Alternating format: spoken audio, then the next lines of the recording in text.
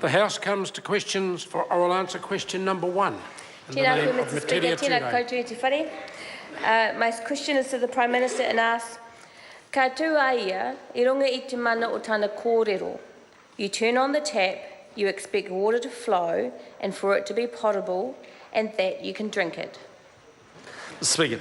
The Right Honourable Prime Minister. Mr. Speaker, yes. Supplementary. Supplementary question, Metiria Turei.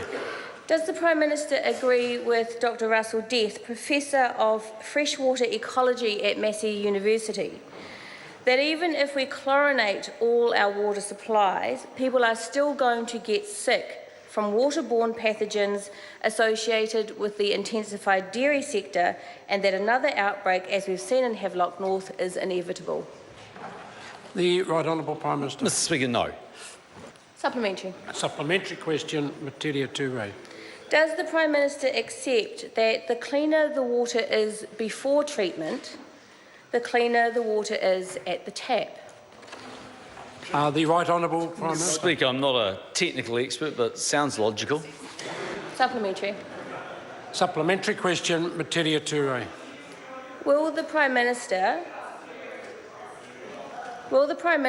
arrange for the review of the weightable standard and the national policy standard for freshwater management, given his agreement that the cleaner the water before treatment, the cleaner it is at the tap? The Right Honourable Prime Minister. Speaker, no.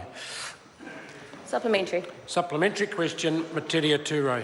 How many people does the Prime Minister expect to have to get sick from the water that is coming out of their own taps before the government will take urgent action to clean up the pollution of our fresh water?